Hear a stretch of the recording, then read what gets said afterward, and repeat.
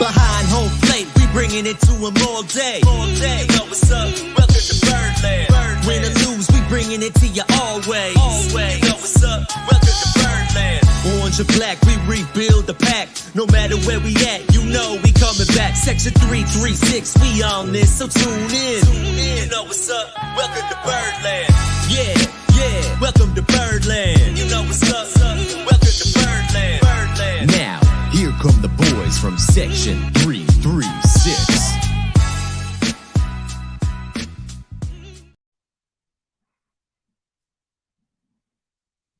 Where'd you go? We're live. You're supposed to do your whole, ladies and gentlemen, boys and girls, and you just bailed? What's going on? Here we go. You there? What happened to you? You were working with Matt. Matt was working all well pre-show. Got everything straight, and then as soon as I hit the music, he decides to bail. All right, I'm sorry. The headphone jack unplugged, and then when I plugged it back in, it wasn't working again. And so then I had to go and come back in. All right, I'm sorry. All right, y'all set? Yeah, I'm set now. All right. You can explain to me another time how unplugging the headphone jack turns off your video. Okay, that's for another time. Okay. Hey, I don't know. I mean, it's All-Star Week. We got plenty of time. Isn't it fun? I guess, here we go. Sorry. In order to get you going the show, I got to let you do your intro. Come on, ladies and gentlemen. Oh, ladies and gentlemen, boys and girls, Baltimore sports fans of all ages, welcome to Section 336, the next generation of Baltimore sports talk. I am your endearingly stuttering host, and sometimes dysfunctional with the technology, the endearingly stuttering Matt Soroka. As always, I'm joined by the button lover, Josh Soroka. Hi, Josh. Hey, Matt. Happy All-Star Weekend and Amazon Prime Day. Isn't it? Well, we can talk about Prime Day later if you want. I think Mike Elias does a lot of shopping on Prime Day. He seems like the kind of guy who stays very busy on Prime Day. I think Mike Elias gets better deals than anyone else on Prime Day. Yeah. I think Prime Day is a conspiracy. Okay. Or a really good marketing thing. Yes. Not a actual sale. Yes. I think that's true for 90% of sales in the world. Yeah. Yes. I made no purchases on Prime Day. Okay. Nor did I. So now that doesn't mean our wives did not. But you and I have not. Yeah, I'm sure those purchases were made. Right. But not by me. No. But I'm sorry, you were saying before I interrupted. Oh, that is just here we are at the halfway point. Yeah. And the Orioles are good. And not only are they good, we still have the third best record in the American League. Or no, in baseball. The second best record in the American League, third in baseball. Yeah, tied in the loss column with Tampa Bay, who we seem kind of untouchable. And then we had a little bit of a hiccup there about 2 weeks ago. That hiccup feels like 2 months away because how we played to end the All-Star. Yeah, and their hiccup was way deeper. Yeah, we lose 4 games in a row, and people start talking about this roster is flawed. We don't know what it takes to compete. And then on the heels of that, we win 5 in a row, and the Rays lose 7 or 8 in a row. 7 in a row, I think. Yeah. And what is their roster flawed? The Yankees fire their hitting coach. Is their roster flawed? They have one of the lowest batting averages. I mean, no team is perfect, and I know when we look at the Orioles in a microcosm, it can be easy to pick out little flaws. But you compare us to the rest of the league, we're pretty good. I mean, it feels pretty good that you and I have been predicting this for years. Like we highlighted 2023 years ago. Yeah, and now we're getting to see it come to life. Well, when Elias came in here, we knew this would be those number 1 draft picks would be coming here like they are. And it just made sense that this has how long it takes to rebuild a team. And so far the rebuild has worked perfectly up until this point.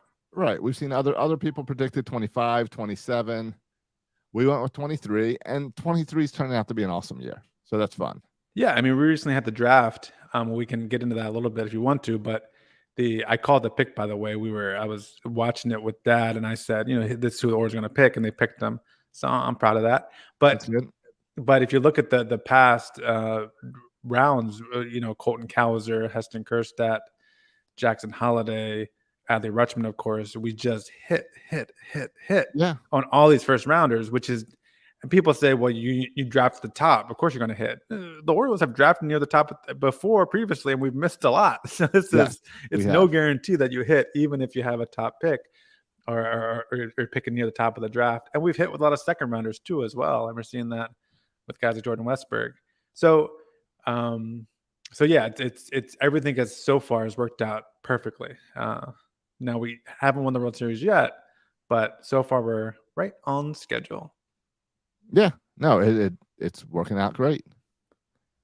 So, and the Orioles drafted another high school kid from Valdosta, same school as D.L. Hall. So, people down here are a little excited about that. Not the same school as D.L. Hall went to school in Georgia. Valdosta's in Georgia. Yeah, but not Valdosta. He went to Warner Robins. Houston County High School is where D.L. Hall played. Maybe D.L. was born there. But D.L. Hall played high school ball at Houston County High School because that's right up. I don't know. Right next to me. That was a comment my wife made, and I just held on to it.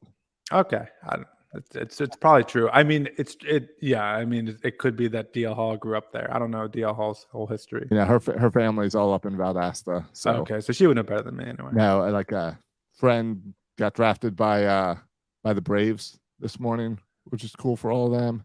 Oh, that's cool. And then some kid from the Orioles. Yeah, that's cool. And of course, with the first round, the first pick we took Enrique Bradfield Jr., who has out of Vanderbilt, who has just freaking electric speed. Just real quick on the draft, we went with college hitters with the first round of college hitter, but then we really in the third and fourth and the second day of the draft, we went with a lot of college pitching arms, which it's a little bit against the norm, but yeah, I mean. But it shows the need. Yeah, I guess. I mean, and listen, Mike Elias has enough of a track record, even just 4 years, that I have kind of every confidence that he's going to do well this whole draft thing. And Enrique Bradfield just seems like a real fun player, super fast. I was watching a video of him stealing home when he's playing for Vanderbilt. It covers the center field everywhere. He's just super fast and a super exciting player. And the Orioles have shown their ability to kind of help hitters kind of take the next step. And if Enrique Bradfield can take the next step with his bat, I think that, you can't teach speed, as they say. The speed and the glove are going to be great. And if he can just hit for a little more pop and a little higher average, he's going to be a really great player. So that's a fun pick, a fun guy to watch. Right. I think I said this last week, or I might have said it in the bonus episode that we'll talk about in a little bit, but I still do not like that the draft is during All-Star week. It was fun when the Orioles sucked, but now I don't want Michael Elias looking at this draft stuff at all. I want him focused on helping the team this year. Yeah, I like the timing. I like it that it's during kind of this break in the season, and I like it during the All-Star break. But I think Michael Elias can multitask. I mean, I'm sure he can, and it's his staff that brings everything to him. But right. I mean, but as we know from his background, and you can clearly pick this up when you just hear this interviews, Mike Elias is not one of these hands off. Let my scouts do the work and I'll just do what they say. He's very hands on. I mean, he's watched a bunch of these players play. He's a former scout himself. Like, he is very hands on in terms of the scouting process. But yeah, I think this episode, I hope we can get into some trade talk. I got some notes here about possible trade candidates and such. Trey Lotz is the high school kid drafted from Valdosta. All right, cool. Went to Lowndes High School. All right, that's cool. So a lot of, I mean, if you watch the draft, sounded like an idiot. If you watch the draft, and I don't know what the breakdown is here, it seems to me, Josh, there's a lot of Georgia, Florida kids out there. Yeah, no, we took a picture from Jacksonville as well. It's got to be year-round baseball. It's why we see lots of baseball facilities trained down here, around here. I think the fact that minor league players work out down here during the off season, and major league players work out down here during the off season, helps the high school kids around it. I think baseball gets a whole lot more attention down here than it does up north. You can play year round, yeah. And I just looked it up while you were talking, and D.L. Hall, he did attend and graduate from Valdosta High School. He also, I was right too, he attended Houston County here, my backyard, his sophomore and junior year. but did end up graduating From Valdosta. from Valdosta. But you know how it They're goes. both Once you get into the majors, everybody claims you. Yeah. You know, if your elementary school claims you. And played on a high school state baseball championship team with current NFL and former University of Georgia quarterback Jake Fromm. So that's a little stat from Google as well. Hey, speaking of playing with teammates, did you see the picture of Kobe Mayo with Enrique Bradfield, who we just drafted as 11-year-old teammates? I did not see that going around. That's cool. Oh yeah, Cool. Kobe Mayo they were 11-year-old state champs or something in Little League. Similar to that, I saw that I was excited to see the Oakland Athletics drafted 2 Savannah Bananas. So I think it's cool that they're teammates on the Bananas, and now they get to go into. I wonder if any bacon together. guys got picked. Shoot, I'll look that up. So that's cool. I thought that was neat. They're gonna have to do some adjustments to the rules, I guess. Right. Well, I imagine, but by the time the Bananas get to the majors, they'll be the Oakland Athletics. Or the Las Vegas Athletics. Sorry, they're already the Oakland Athletics. Well, maybe that's what they're doing. Maybe they're planning some, it's Las Vegas, right? A more Las showy Vegas. type team. Yeah, Las Vegas Banana Ball. Yeah, could be a possibility. All right, so Josh, I know you put it out on Twitter and stuff, some suggestions for trade talks. So maybe we can get to what other people thought for trade. But this. I want to say a couple of things before we get to trade talks about kind of contextualizing this conversation. Anyone who says, and I sometimes say it too, where my opinion is Mike Elias will do very little at the trade deadline. That's what my gut tells me. Right. I was joking that we should root for the Orioles to lose some games going to the All-Star break, so Mike Elias will be more compelled to. I don't know if winning more games or losing more games will have Mike Elias compelled to do something at the trade deadline. But the reality is, Josh, Mike Elias, this is his first job as a general manager. He's never been in this situation before in his life. We do not know what Mike Elias will do because this is new, uncharted territory where you have a really competitive team, a stocked farm system, weird ownership situation. We don't know what Elias will do. Right. We don't. Everybody's got an opinion. And people can say, ESPN, I know Mike Elias will do this, or I know we don't know. Right. Correct. We don't know. We know, and you're right. The easy thing to bet on is quiet, and because that was last year, and that was this off season. And we know that he can justify not doing anything because of his farm system depth. Yeah, we understand that, but we're impatient, and we would like things that we know. And you seem to be in a position this year where you can not trade a top 3, 4, 5 guy in your farm system and still get a quality guy that you need to help this team, but and your farm system is still going to be really solid. Mike Elias did joke that they're calling up so many guys to the majors that's going to hurt the ranking of the farm system. It's true. Right, it is true, but that's why you draft more and you right through. But like Cowser and Westbrook going up is going to hurt your farm system rankings.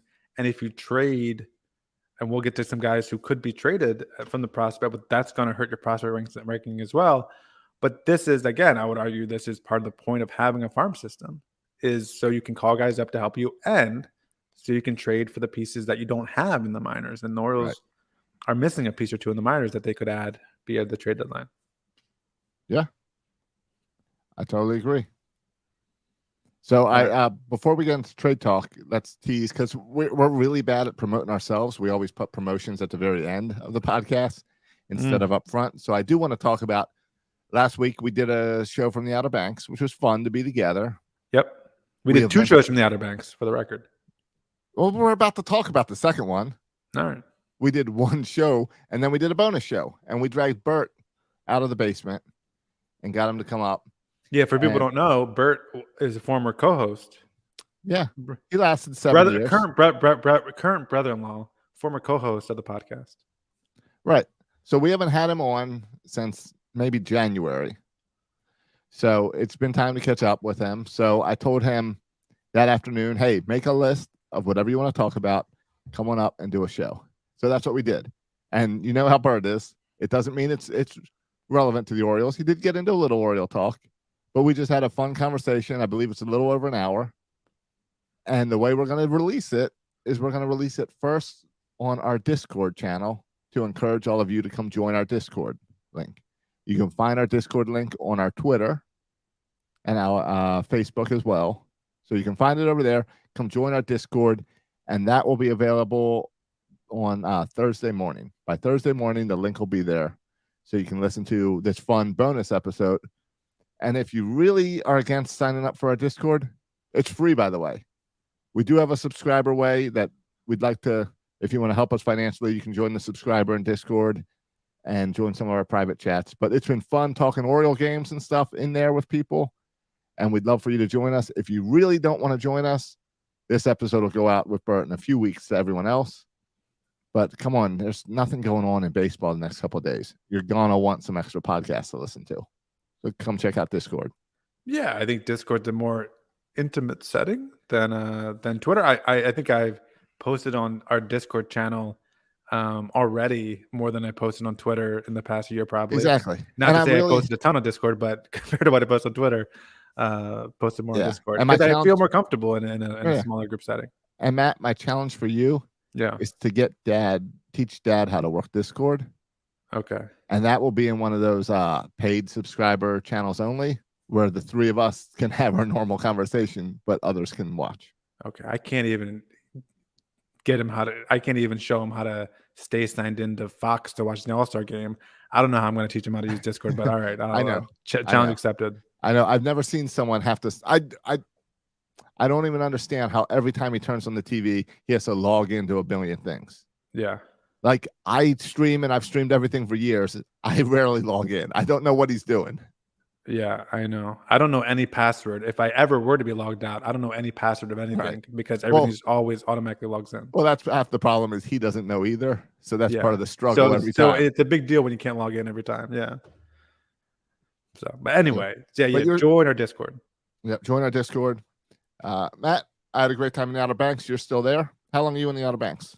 Until our plan now is we're going to stay here till Friday, and then Friday we're going to drive to Norfolk, watch the Tides game on Friday evening, and then go to Richmond, and then go to the Orioles Dodgers on Monday, and then go back to Georgia. Oh, you're gonna sneak up and see the Dodgers. I am. I saw it on the calendar. I'm going to sneak up and see all the Dodgers action. I'm jealous. Yeah. Then you get to come down next weekend and see the Rays. Yeah, and then next weekend to So- the Rays. So a lot of baseball in the next That's 2 weeks for awesome. me. Yeah, And you get to see Kerstead. I haven't seen Kerstead yet. and Kobe Mayo because he was just Oh, called okay, up right. to Mayo Norfolk. just So went up I'll too, see so I his didn't first see him. game at Norfolk, so that's gonna be exciting as well. That's awesome. Yeah. I just saw Adley make a bad throw in the All-Star game. So it's That's- fun. Well, that's at least he's consistent with it. Right. When we're recording, Yanier Cano got 3 outs and 2 strikeouts, so he pitched really well. Austin Hayes hadn't hit. And hey- I assume I think they said Felix Bautista won't be closing out, so I assume we'll be pitching. At some point. Yeah, in the 8th inning maybe. And then Jonah Heim got the start. And I want to go back. If I can find the episode with Jonah Heim from years and years and years ago, Yeah. I will put that out as a bonus. that'd be cool. That's a great over on idea. the Discord. That's a great idea. Yeah. So, but it's fun to see a friend of the show make appearance earlier in the game as well.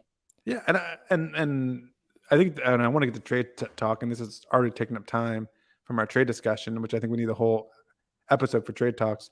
But I think the Orioles so far have put on a great showing at the All-Star game. Oh, Adley with the switch hit in for the Switch is bonus very time. memorable. Yeah, very memorable. And shoot, we had enough home runs to beat Vlad Guerrero in the first round, who ended up winning it. So I thought his quote after was respectable, and I think that sounds about right. The Orioles, I think, so far the All-Star game have been very respectable. So, and I was really surprised, by the way. I was expecting Adley to put up a Mookie Betts type 11 home runs type situation because you just don't see him swing for, like, he's not putting up 40 home runs for the Orioles like some of these other guys. And yet it shows that, I mean, Adley is an all-around good baseball player. If Adley wanted to hit 35 home runs, He could bat 230 probably, I mean, 240 and jack 35 home runs. No that problem. But he's just a that more complete player than that. that bonus 30 seconds was one of the most impressive thing I've seen. Yeah, to switch, and I think 8 The out of 10 switch, balls for home runs. And then 8 out of 10 gone. It's yeah, impressive. that was No. fun. I was like punching my son Silas. Like, Yeah. this is insane.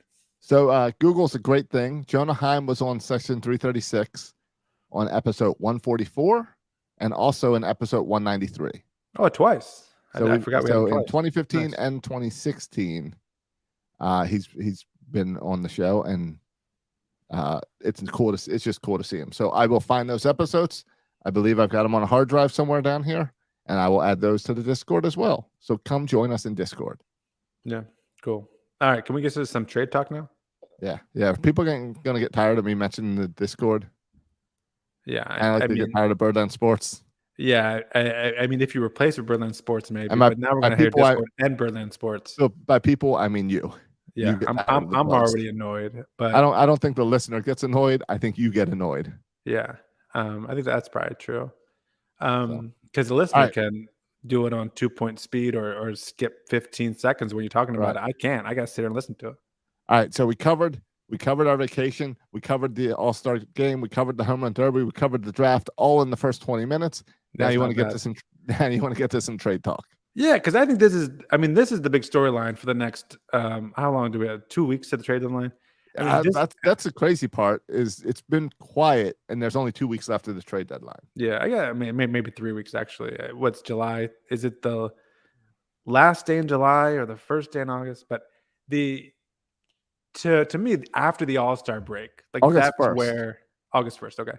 To me, that's where after the All-Star break, that's where everyone gets serious. I know Aroldis Chapman was already traded, but I feel like after the All-Star break, teams are kind of deciding, okay, this is where I'm at. This is where, and I feel like the pictures, even compared to a week ago, the picture's much clearer of what teams are selling or should be selling and what teams are buying. And so I feel like this is when the heavy kind of trade talk happens. Yeah. Within these next 3 weeks, starting after the All-Star break and probably during the All-Star break, honestly. Definitely. After the draft, conversations, right? Conversations are definitely happening now. Yeah, I mean, the draft is done. Michael Elias's full attention is on the trade deadline, and this is kind of the story around baseball because every team's going to try to upgrade. Well, and you had during the draft, you had all your scouts with each other, talking to other scouts and talking to other teams. You were all together with this baseball stuff, so it just naturally is going to lead to you talking about current players. Yeah, so I think it's appropriate to start to do an episode now and talk about trade possibilities for the Orioles, what the Orioles should do, what the Orioles will do, as that's going to be the talk of the next 3 weeks. We're going to do more than just Valamont for cash? Yeah, Valamont for cash is a good start. That's a good starting point.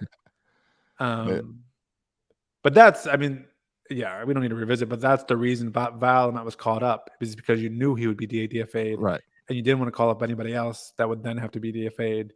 He was kind of the sacrificial lamb to say, okay, just need you to pitch in this one game if we need you, and then you will be DFA'd. And then someone else wants him, so good. Someone else take him, that's fine. Right. It was let him fill in because we're getting rid of him anyway. Yeah, and he was immediately sent to the minors for the Guardians, so it's not like he was making their team their 26-man squad anyway. True. They just had more space in the 40-man than we did. All right, so I don't know if you had trades you wanted to talk about or you want me to talk about. I had some trades options.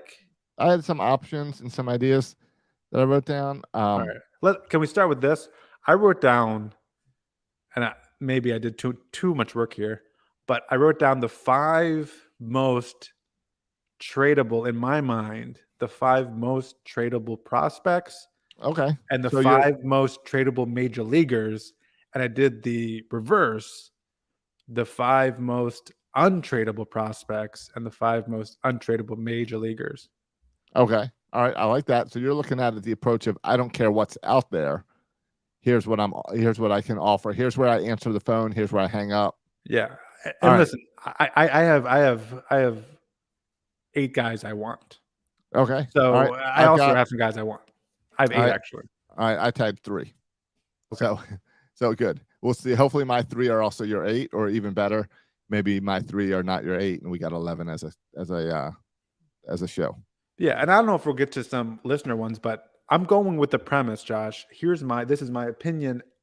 for players that I want to acquire, I don't have a single hitter in there because I think our offense is good enough. I think the additions of Westbrook and Kauser, if we need another addition, Kerstad's sitting there waiting, chomping at the bit. You could also argue Ortiz is sitting there chomping at the bit, and Norby's like I think between the minors and the majors right now, offensively, we do not. I don't think there's anyone we could get be the trade deadline that would be better than the prospects we can just bring out. Yeah, there's a bunch of people calling for the Orioles to get Paul Goldschmidt, and I don't see how that works. I know he's a first baseman, outfielder, and I feel like we have guys for those positions. I don't see why Goldschmidt makes sense for the Orioles. I think our resources would be better used in pitching. And so all the guys that targeted are pitchers. Yep. All right, so let's go. Let's start with your untouchables. All right, and let me know if you agree with any of these or if I left anybody out. You want me to start with the untouchables? Yes, the all untouchables. Right. In terms of prospects, actually, I have 5 for everyone except for the prospects that are untradeable. I only have 4. There's only 4 to me that are untouchable. And maybe I should throw DL Hall in there as another untouchable. But DL Hall might be dead to me. Yeah, I mean DL Hall. The only way the Orioles. I mean, this would be trading at his ultimate low point if we do trade. It really is. But anyway, most untraded prospect, of course, I have Jackson Holliday, number 1. And by prospects, I mean guys who aren't on the 26-man right now. Okay, that's what I mean by prospects. So Jackson Holliday is in my first untradable. Then Grayson Rodriguez. Then Heston Kjerstad. Then Grayson's on the current. Oh, not on the. You mean on the current 26? Yeah, so I said current 26-man. Sorry, I was thinking 40-man. All right. Yeah. So Holliday, Rodriguez, Kjerstad, and Kobe Mayo. Those 4, I'm not trading. I'm not. I don't care if your Angels call up and say Ohtani for Holliday. I'm hanging up. I'm not trading those 4. Holliday, Rodriguez, Kjerstad, or Mayo. Okay. All right. So you're saying you're open to trading Ortiz. Oh, absolutely. Because he's one of the. I'm trying to think who the top guys are that are not currently on the team. So it'd be Ortiz. Here, you want to know what my 5 most tradable prospects are? Sure. Because number 1 is Joey Ortiz. And the reason Joey Ortiz is, I think, the most tradable is he's the best kind of prospect we have that we don't have a position for. And we've proven that we don't have faith in him like a Westberg. We've proven already how we play them in the jersey numbers that we value Westberg a lot more than we do Ortiz. But Ortiz is good enough, I think, to be a starting shortstop somewhere in the majors right now. I agree. And can you explain to me then why Ortiz is not up? Isn't it time now to send Ortiz up and DFA Mateo? Or do you think we're trying to trade Mateo real low on the bottom now in order to make room for Ortiz? Yeah, well, that's the thing, right? Like there has to be, I feel like there's one too many guys. So whether it's Frazier, Mateo, Ortiz, there's one too many guys, at least one too many guys right now in this infield. And so if you want to get the one that makes us the best is Ortiz. Right. But so you're offering to trade the best of these holes. Of these exactly, because you have to trade good to get good. Because I want a good player, and we'll get to the players I want. I'm not asking for a 5th starter. I'm not asking for mop up duty bullpen arm. I'm asking for the best arms available at the trade deadline, and so you got to give up a top prospect. And Joey Ortiz would be considered a top prospect that other teams would love to have. Okay. Others on my most tradable prospects: Connor Norby, another Norfolk guy who appears to be majorly ready. Right. I think other teams would love to have. Another guy, Terrin Vavra. Who has had trouble finding his spot to be a regular on this team, right? Right. But I think with another team, for a younger team, could get regular playing time and could be a contributor. Another guy that's like Terrin Vavra in a similar role, who I would want on my team, but I want him to play every day, but we don't have the space for him. And that's Kyle Stowers. I think Kyle Stowers is a very tradable guy right now because we don't have room in the outfield. I think he just needs a chance to play every day in the major leagues, but we can't give him that spot. No, and I feel all right. We'll go on with your last one because my last one is just highly ranked, and I mean I think he's just a little lower than the other ones. Is Dylan Beavers. I think we could very likely trade a Dylan Beavers because he's not one Okay. of our top prospects, but other teams I think would still covet and want a Dylan Beavers. All right, and that kind of falls in line with when you were talking about not having real room in the outfield or whatever. That's where I see Judd Fabian as a guy who's highly touted, power, but how do you ever get him in this outfield in the next 2 years? Yeah, I think you make an argument for Judd Fabian too. He's having a really good year in the minors, and another team would really like to have Judd Fabian. I mean, I think the Red Sox tried to draft him, and were unsuccessful with that. Though, yeah. I mean, it's tough because I like the Fabian a lot. I usually thought about putting him on my untradeable prospect list because he's having such a good year. Right, but how do you fit him into this outfield? Yeah, especially even next year, you still don't. Right, like we're gonna be having similar conversations because you're gonna add Kerstedt to the outfield next year. Right. The only way Fabian comes up is if Santander gets traded, and you bring him up because you need power in that outfield. Sure. It's the only way, and I don't think they trade him. Yeah. So moving on to and I'll just share real quick the most tradable, or I guess we'll start with untradeable major leaguers. Yeah, There's no surprises. My untouchables that are on the major league roster right now. Okay. And let me know if I left anyone out. Adley Rutschman is number 1, most untradeable. Gunnar Henderson is number 2, most untradeable. Yeah, and also wears number 2. Got it. Yep. Number 3, who doesn't wear number 3? Felix Bautista. Oh, good. I thought you were going Mateo there. No. And then it got a little tricky, 4 and 5. Like, who would you have? Does anyone come to mind as far as untradeable? Because you're trying to keep it at 4 and 5? Yeah, after Rutschman, Henderson, and Bautista. I would not trade Hayes. Okay. Hayes is having an unbelievable year. He's finally healthy for the most part this season. So I do not think this is a fluke like we were concerned about Cedric Mullins. I think this is Hayes getting healthy. So I count on this for the future. Okay. It's a little bit awkward because my number 1 guy for most tradable is Austin Hayes. So it's a little bit awkward. But for 4 and 5, I have, just because of the need, not just the talent, but the need, I have Tyler Wells and Kyle Bradish. Just because I think starting position is already a weak position, and you can't trade from a position of weakness. So I would not trade Tyler Wells or Kyle Bradish. No, Tyler Wells pitched well enough to be an all-star this year. Yeah, and Kyle Bradish, especially the past 7, 8, 9 starts, have been really, really, really good. Right. Yeah. All right. So most tradable, I have one Austin Hayes just because he's having such a good year. You think you're trading high on Hayes? You're trading high on Hayes, and I think he is. Like, I think you could replace Hayes with Cowser, and it's not a huge step back. The reason I don't have Santander on my list at all for tradable is because I think this team lacks power in the middle of the lineup, and he is our best power. He hits the most home runs. No, I agree. I think Santander is a tough bat to replace on this lineup. And he's flexible. He can play first base if he needs to, along with right field. And so I really like I just think it's a need of this team. I also think Austin Hayes, his style of ball is not. You're a Hayes hater. I'm not a Hayes hater, but his style of ball is not Elias's favorite, right? Like he's not a high OBP. He's not taking a bunch of pitches. He's a swinger. He's a grinder. Yeah, and he's a grinder. And he does. I mean, before this year, he was a little injury prone. All right, because of the way he plays. Partly, right? He plays really aggressively. All right. Well, my most trade-worthy kind of falls in line right with yours. Okay. So this guy might be on your list of guys to trade as well. Yanier Cano. Oh, really? No, he's not on my list. Yeah. Trade high. I mean, he's having an unbelievable year, a record-pacing start to the season. He made it to the All-Star game. Do we really think we have 2 legit closers on this team? And if we do we need 2 legit closers, or can you get something really good for a closer? We've had good luck in the past trading closers.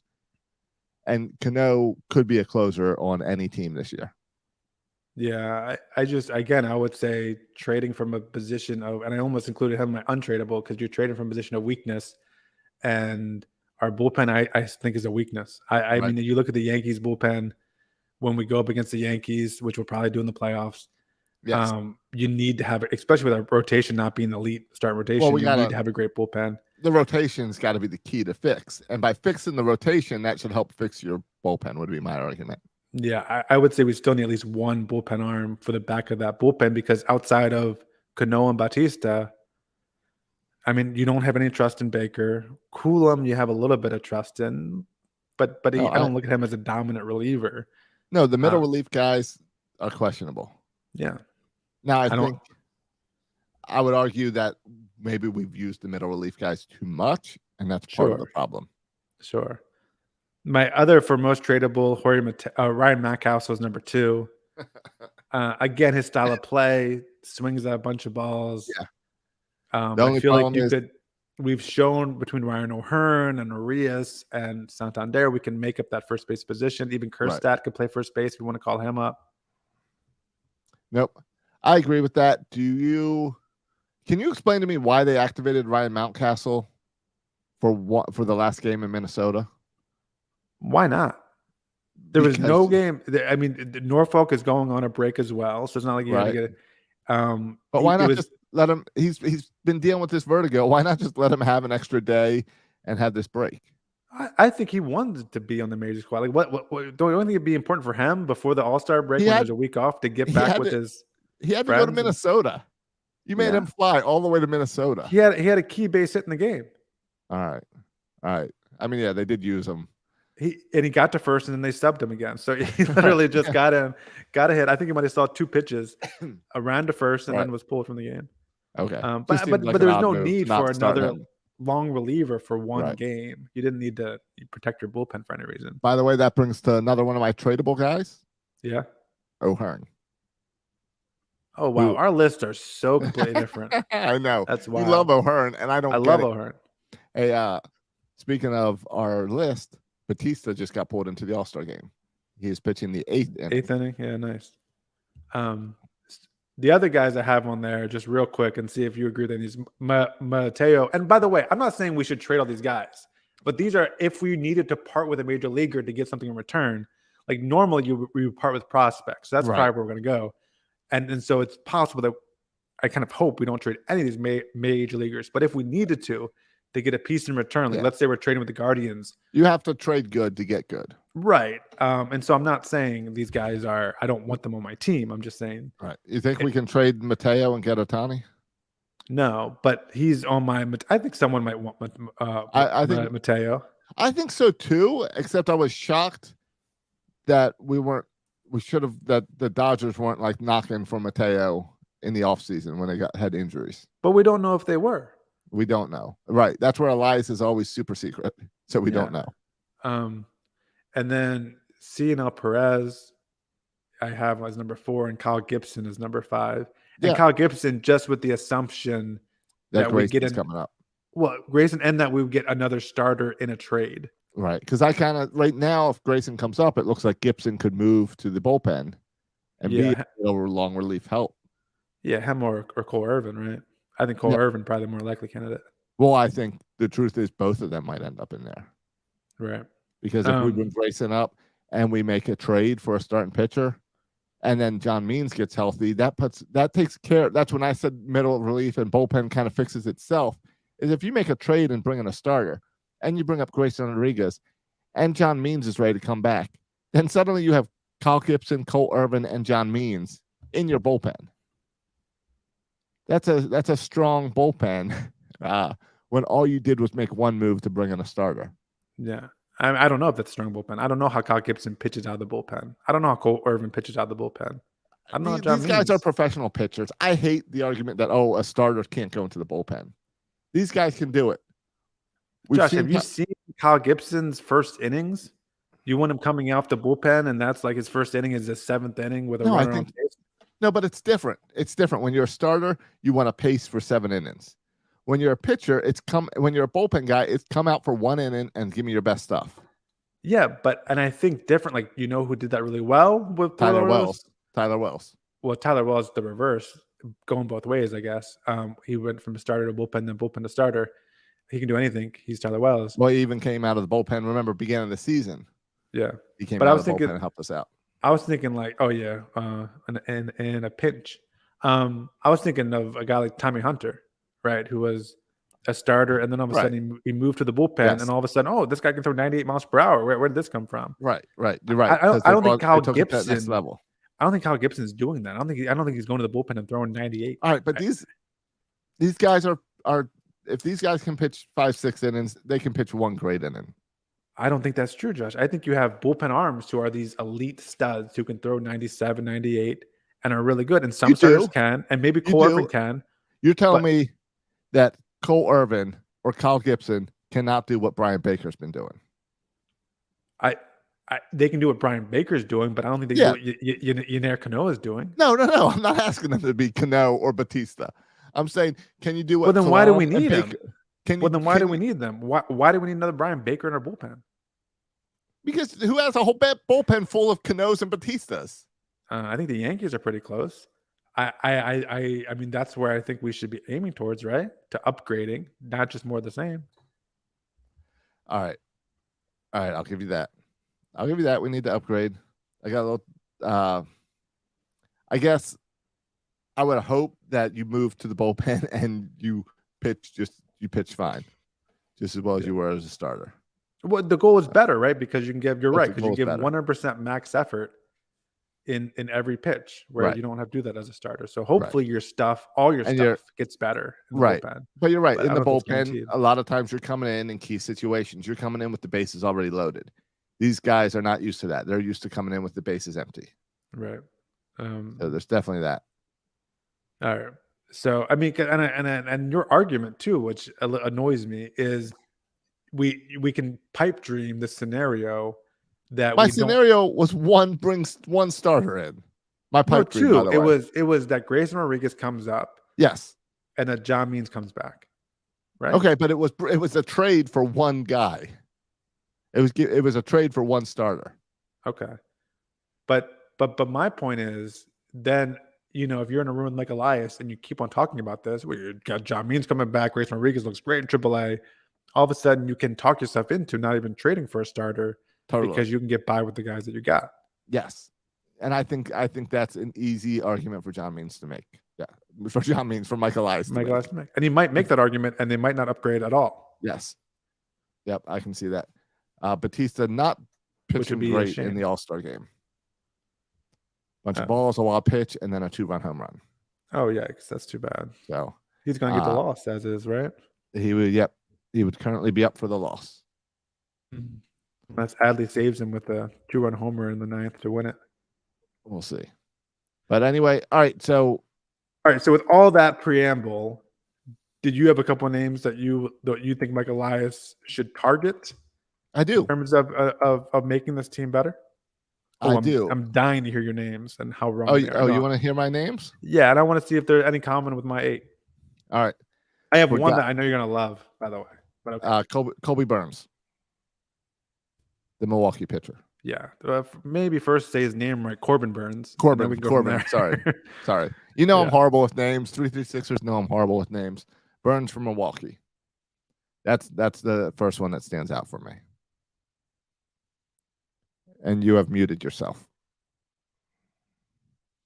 So apparently, talking about Corbin Burns, I screwed up Matt's thinking, and he has unplugged himself. You back, Matt? Maybe. I mean, Burns So this is happened having, last time with my mic. I'm gonna have to leave and get out again, Josh. All right, leave and get out while I pull up Burns' stats, because he's already pitched out. He's pitched 107 innings this year, and he's got a 3.94 ERA, 7 wins, 5 losses, and a .9 WAR. So a little bit of a down year for him, but still a legit pitcher. Upgrade to what we have. Are you back, Matt? Yeah. All right.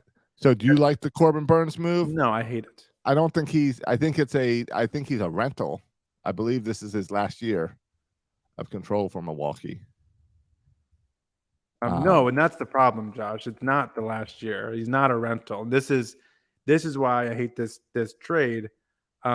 He becomes a free agent at 2025. So you're going to Okay. have him for a couple of years. And so you might argue, well, that's more the reasons to have him because you're going to have him for a couple of years. But it's also listen, the Brewers are good. They're in a dogfight, with the Reds for that division. Corbin is a guy that you have, Corbin Burns, where you have for a couple more years. They do not want to trade Corbin Burns. Now they've shown the past, as recent as last year, right, when they traded Josh Hader when they were in playoff contention, and there was this spat, and this I think is a lot of this comes from. In the offseason, there was a spat between Corbin Burns and the front office about arbitration hearings. And, it got ugly in those arbitration hearings, as they are sometimes do. But you're going to have to pay a premium price for Corbin Burns because the Brewers don't need to trade him because they're in contention and he's signed for a couple more years. So I would prefer going after guys who are expiring contracts on bad teams because they're highly motivated to move those guys. They're not going to be highly motivated to move Corbin Burns. Now, would I take him on my team? Do I want him? Yeah. But I think the price for Corbin Burns is going to be higher than all these other guys All right. because of the situation the Brewers are in. Then you're not going to like my next pick also. All right. Go ahead. Shane Bieber from the Guardians. Yeah. They tried to extend him in the offseason. He wouldn't agree. So there's a good chance they want to move him. But they're in first place in their division. Yeah. And this, I actually had, to be honest, Shane Bieber was on my list as number 5. And I think just because there could be a unique matchup here where the Guardians really lack offense. And we have a plethora of talent that's kind of ready to contribute offensively. I think it's highly unlikely we trade a guy like Austin Hayes. I think it's highly unlikely that a key contributor to the Major League squad right now is traded. I don't think we're trading Austin Hayes. I don't think we're trading Mountcastle. But if we wanted to do a deal like that, Josh, I think the deal that would make sense would be to a team like the Guardians, where, hey, we'll give you some Major League talent right now to help you offensively if you give us some Major League talent right now to help us pitching-wise. Okay. And so that could be a matchup where I could see, if we're willing to trade a guy like Westberg, I'd be shocked if we trade Westberg. If we would be willing to, the Guardians probably say, oh, here's a young, talented offensive guy that can help us for a while offensively where we're weak at, and we give up an area where we're strong at, and then that's in pitching. Okay. And you're right. They haven't been able to agree to a long-term deal with Bieber. He's signed for 2 more years, so this year and next year. I think arbitration this year and next year. So that could be a possibility. He's number 5. So I don't hate that one as much, actually. All right. So you want me to go to a bad team and bring someone from a bad team?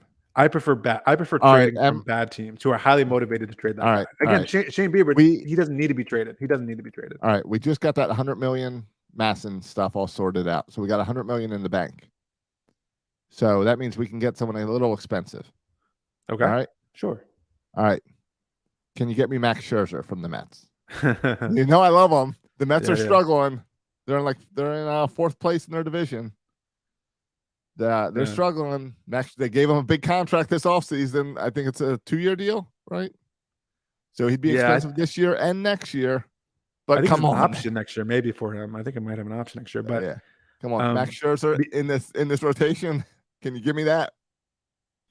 No, I don't see it. Steve Cohen overpaid. You take some money off. You might not even have to give that many prospects for him as long as you take the money. Oh no, I think the other opposite would be true. I think Cohen would say, "Listen, I'll pay for the contract, Mike Elias. I know you guys are cheap." Oh, you think he doesn't care about the money? I'll pay for the contract. You just give me a better prospect, and we'll take care of the money. I think that's more likely to happen. But Scherzer also has a full no trade clause, so he has to okay any trade. Yeah, but sorry, you're on the 4th place Mets, and you're not going to okay a trade to come to Baltimore, which is near his former team in DC, where he played for all those years, had some success. Yes, that's true. So he could come back. He might even still have a home in DC. Yeah, Scherzer didn't make my list of tradable guys. I also wonder wasn't injury. I wonder about that deal. And the money certainly. Plus, he probably has really good memories of playoff baseball in Baltimore. So he could bring that in and be like, hey, you know what? Baltimore's a fun baseball town. Yeah, they all booed against me and I lost, but it's fun. So, all right, I'm putting Scherzer out there. Also, can I say Scherzer, he's soured this season a bit. He's always whining about the gook he puts all over his hands and gloves. I saw him run into a player chasing a pop-up the other day. he's just. I think he's certainly with the Mets fans, even with me. I miss the national Scherzer. He's kind of haven't really liked him with the Mets. Okay. I mean, yeah, I'll give you that. I still love Max Scherzer, so Alright. it's hard for me to view that way. So if you're not gonna let me convince you to get Ohtani, I'm going with Max Scherzer. All right. So those are your three guys. Those are my three guys. Yeah. All right. I had Shane Bieber at number 5, so we have that in common. All right. Good. All right. My number one guy, Yeah. who I think the Orioles should target, is Eduardo Rodriguez. This All right. would be. I had that as a list. Tigers are struggling. Yeah, they're struggling, and he's on. Well, his deal is weird. He has this 5 years, $77 million year, but he has an opt out after this year, and he will opt out. So it's Yes. really his last year because he's going to opt out, and the Tigers have no reason to keep him because he's struggling. He's going to opt out.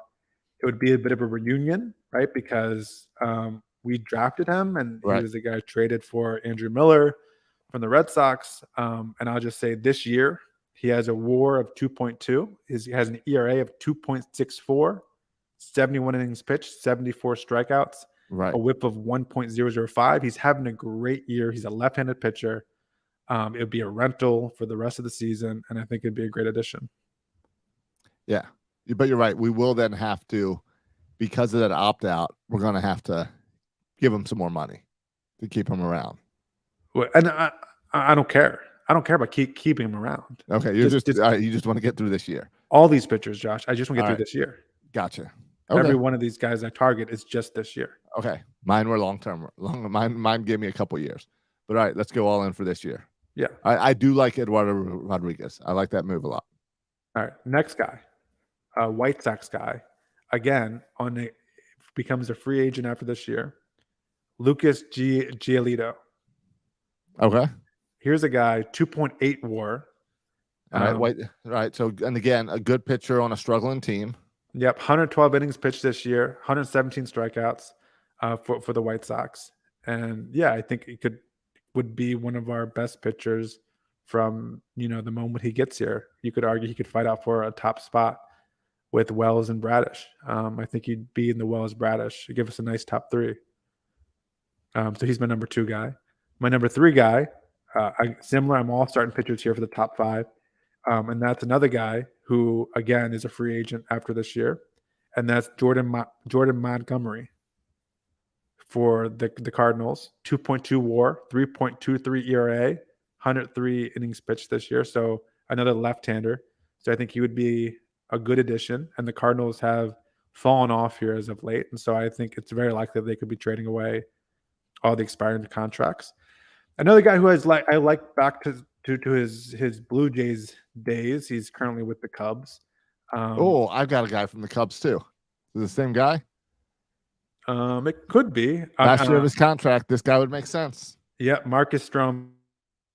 Oh, Marcus Stroman. Is that who you're going with? That is not the guy I'm going with from the Cubs. But all right, I like Stroman. Same logic. A WAR of 3.1, 9-6 this year, 2.96 ERA. Like, he's having a great year. Already throwing 112 innings. He's having a great year. Expiring deal with the Cubs. The Cubs are struggling. Would make sense. All right. The guy I marked on the Cubs is Kyle Hendricks. I think I'm going to say Trey Mancini. No, Kyle Hendricks. Another pitcher, final year of his deal, pitching well, very similar deal as Stroman. Yeah. And then I have Shane Bieber, and then my last guy, as far as starters go, and then I have 2 relievers who I think are interesting.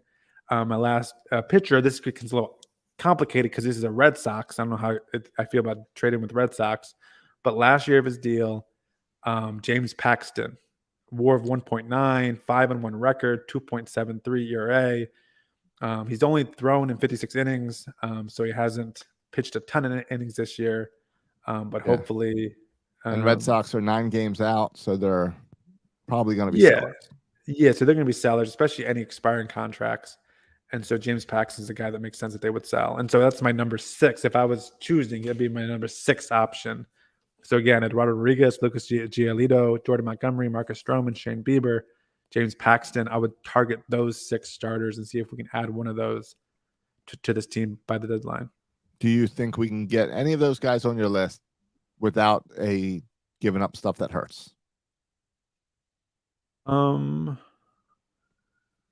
maybe James Paxton last on that just because of his age and injury and That's what I find section. interesting is when you build a team of young free agencies, when we do this rebuild, it causes Orioles fans to fall in love with prospects.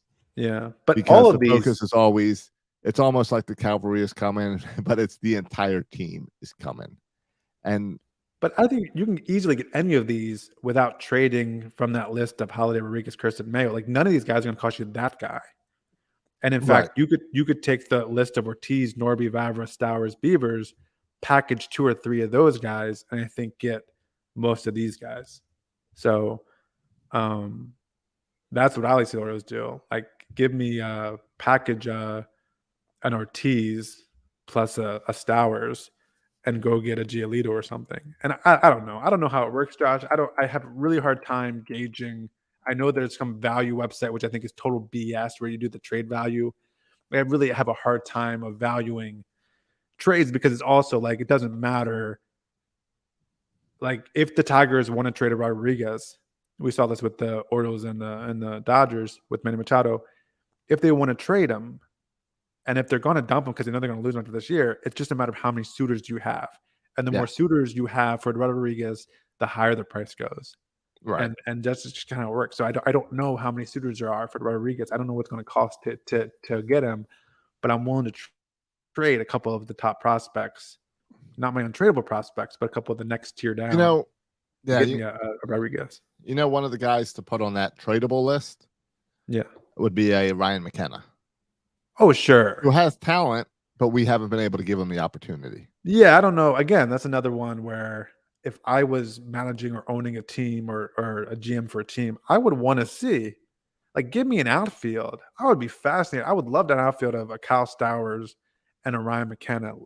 I would love to play those guys every day just to see what they could do if I'm a rebuilding team. You're going to need a third guy, but that's all right. Fine. I'll put Terrin Vavra. I'll put him out there as well. Who cares? But yeah, and so I think that could be for a rebuilding team. But again, Ryan McKenna is a little bit older. He's had a longer sit in the majors, so you kind of know what he is. So the value might not be as high for Ryan McKenna. Yeah. Another guy, if you're looking for a bullpen guy, would be Kendall Graveman from the White Sox. Yep, he's another guy. A couple other guys that I put for bullpen guys. Kendall Graveman's a good one. I just like guys who throw hard. Yeah, exactly. Like that, and that's what I saw with Graveman is how I was like him in front of Cano would be fun. Graveman, Cano, Batista. Yeah. Jordan Hicks has had an up and down season this year. Yeah. But the dude throws hard. He's pitched better as of late. And so I think Jordan Hicks would be a fun guy to throw in the back of the bullpen. The other guy, Josh, how about this for a name? All right. Let me see if you can get him. He's plays for the Nationals. He's in the bullpen. Oh, I didn't think about looking at the Nationals. Yep. You're not bringing it back Dylan Bundy, are you? Very close. Very close. Former first round starting pitcher. Had the injuries. Never worked out. Who do we have over there? Hunter Harvey. Oh, that's what I meant. I meant Hunter Harvey, not Dylan Bundy. Okay, yeah. I meant Hunter Harvey, yeah. Hunter Harvey, who's having a great year in their bullpen, actually. He's having a really good year. That could be fun. And I mean, why would they want him? He's No, still in control for a few more years, but yeah, they don't want anyone. But they're not in the business of winning, and he's 28 years old. Yeah, but he has an ERA of 3.20 this year, a WAR of 0.9. So he's been really good for the Nationals. So I think that would be a fun addition. That would be a fun addition. Everyone could bring out their Hunter Harvey Orioles jerseys. What number do he wear for the Orioles? Is that still available? Can we get him Hunter back? Harvey? Yeah. I have no idea what numbers. Could we get him for the $100 million we owe the Nationals? Yeah, just have him and call it a fair deal. Exactly. Hey, we'll just drop the lawsuit. You give us Hunter Harvey. We're done. Yeah, I'll be okay with that. In your research, did you take a look at Jack Flaherty for the Cardinals? Cardinals are having a real bad year. Yeah, I mean, and that I had one Cardinals pitcher on there, and I looked at Jack Flaherty too, who's also a free agent after this year. Right. He's just having a worse year. Like his ERA is 4.27. So compared to who I had, Jordan Montgomery, Jack Flaherty's just having a worse year. Would I trade for Jack Flaherty? Yeah, probably. But I'd rather have Jordan. But Montgomery. You're not going to give much up, yeah. Yeah, I mean, I think Jack Flaherty would be, I don't know, I guess an upgrade. I feel like he is. He's like a Kyle Gibson, Cole Irvin type guy. I guess a Yeah. slight upgrade. Yeah, I mean I guess the ceiling's higher. He's proven that he can be. He's had some really good years. But yeah, I don't love. No, you're trading I on don't it. love You're him. trading with hopes of a bounce back.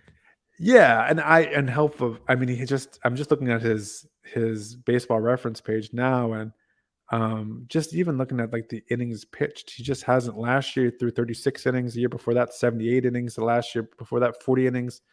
So tons of injury issues.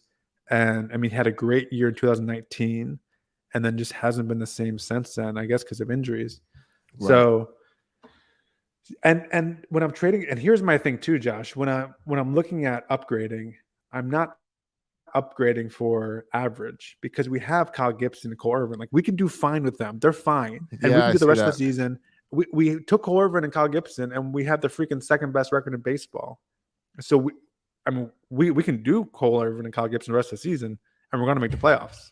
Right. I feel good about that. But I'm thinking about a playoff series where you need a great arm, and I'm looking for a significant upgrade. And I feel that Eduardo Rodriguez, Lucas Giolito, like those are Shane Bieber, I would throw on that list, are significant upgrades. Marcus Stroman, I think, would be a significant upgrade. Yeah, the rest you're right. are more the same. You're right. I can go with that.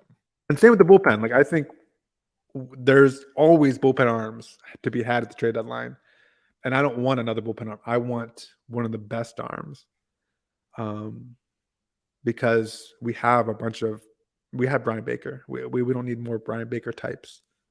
So that's kind of where I stand with that stuff. Okay.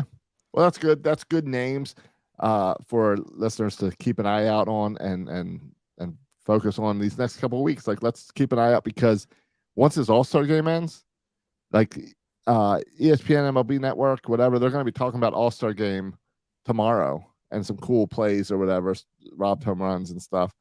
But then right off that, for the next 2 weeks, all the talk is going to be trade talks. Yeah, So we're a little guys ahead of the talk, but yeah, you're right. That's going to take see- over everything. Right. So watch it beyond. What's cool about this year is the Orioles are buyers, which means every name that comes up in all these talks, you can look at, does that guy fit on the Orioles? What would it take to get that guy into the Orioles? So it's fun. Yeah. And this isn't going to be like past years. Well, this is different than the Duquette years going into the trade deadline is what I'll say. Yeah, and I mean, we've seen Duquette make attempts. I mean, I think the biggest attempt was Andrew Miller, kind of trading our top pitching prospect for Andrew Miller. We've seen attempts to buy, but we've never added. That's the best guy I can think of that we added at the trade deadline. Like we've never often not added elite talent at the trade deadline for a push. But then you also look at it, Josh. The Yankees now stand 8 games out of the AL East. The Yankees are going to make some moves to trade deadline. The Yankees aren't going to stand pat. You look at other teams like Houston, who is used to being division leaders, willing to make trades. They're two games out of first place with Texas. Houston's going to make some moves at the trade deadline. True. Last time I talked to you, I said the Angels, there's 0 chance they trade Ohtani. I don't think they've won a game since I said that. I was looking at that. They have lost 5. They went into the break with a 5-game losing streak. The Orioles, by the way, went in as the hottest team in baseball. Yeah, and they lost 9 of the last 10. And now they're under 500. But then you look at other teams like the Phillies, and I wonder about the Mets. I think there are a lot of these teams that could be making upgrades. Yeah. Because they're not where they went. I mean, the Dodgers are in a dogfight with the Diamondbacks. I just think there's a lot of teams, and the Giants are right there too. And who knows what the Padres will do. But I think there's a lot of teams that are going to look to make significant upgrades because they're in these tight races. And I wonder if the Orioles will be willing to pay the price, knowing that these other teams are going to be. I don't know. It bidding depends for these same players. It depends. We got to see with baseball, with like you mentioned the Padres, but the Padres, are they even in the? How far back are they on the wild card hunt? Because they're way back on the division. So even when you look at the wild card, they're 6 games outside the wild card. Back. Yeah, so that's a good number for half a season. It's doable. And if you look at it, you can also argue, hey, let's just move on. Well, that's what I'm saying. Like you could argue that there's just 2 teams to hop. The only teams ahead of them are Milwaukee and the Phillies in terms of wildcards. You can say, well, that's just 2 games when you get 2 teams when you get past. Yeah, it's just, And so they could actually add, especially because the Mets and the Padres. I'm fascinated to see what they do because they've already Right, 'cause they're invested big so money much teams. money, and they Yeah. put so much money in the team. So it's harder for them to kind of reboot when you've already put so much money into this season. yeah, that was 2 teams that were supposed to be at the top this year. Yeah. And so I think what happens, I mean, if the Padres win, 6 out of 7 coming out of the All-Star break, they immediately are buyers. They are. If they lose 5 out of 6 coming out of break, then they're more likely to be sellers at that. So I think the next 2 weeks will be fascinating for those bubble teams. Yeah, because I would not have bet the Orioles to be in a better position than Manny Machado or Buck Showalter. Yeah. It's true. But here we stand. And I think Buck Showalter is probably on the list for most likely to be fired at this point. And Brandon Hyde is not on that list. Brandon Hyde, yeah. If Brandon Hyde couldn't get manager of the year last year, you would think he's got a candidate for this year. Yeah. Yeah, it's got to be. So right now, Lopez is pitching in the All-Star game. Any chance we can pull him back from the Twins? He's been struggling this year. A little mental breakdown. That's not the same Lopez, but okay. Oh, it's not the same Lopez? No, it's a different Lopez. Oh, I'm an idiot. Yeah, it's all right. I'm used to it. I just saw Lopez on the back, and I was like, I didn't know he made an All-Star game. Yeah, so no, it's Pablo Lopez, the starting pitcher.